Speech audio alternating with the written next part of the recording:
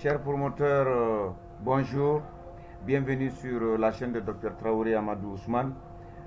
Dans notre sphère de transformation des fermes classiques en fermes intensives modernes, voici le volet culture fourragère sur un sol nu.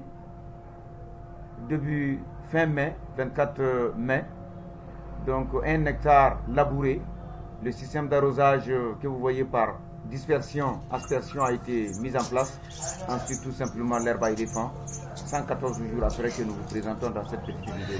Chers abonnés, bonjour. Bienvenue sur la chaîne de Dr Traoré Amadou Ousmane du Mali.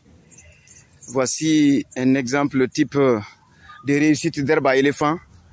Bien qu'au démarrage, après la plantation du début du mois de mai, il y avait un espacement de plus de 2 mètres entre les plants parce que l'arrosage n'avait pas été du tout, en tout cas bien accompagné.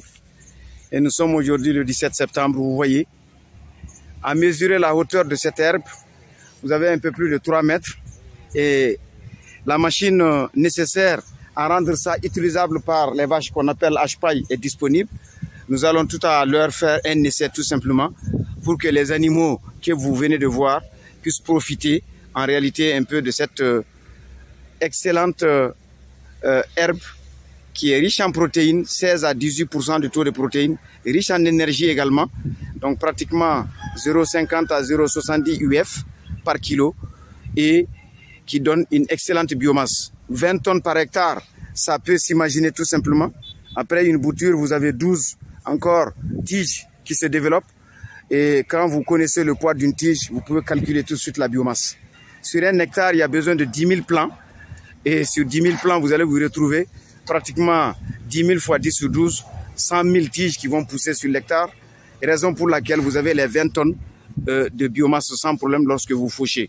On fauche jusqu'à ras du sol et ensuite on laisse pousser tout simplement. Donc encore une fois de plus, chers abonnés, juste pour vous dire du concret, et tout éleveur laitier doit disposer de cultures fourragères et avoir une autonomie en herbe verte comme nous aimons à le dire en tant que vétérinaire. Cela garantit non seulement la bonne santé des animaux, mais également une production optimale en termes de lait, en termes de croissance, en termes également de gestation. Donc, chers abonnés encore, une fois de plus, merci, à très bientôt.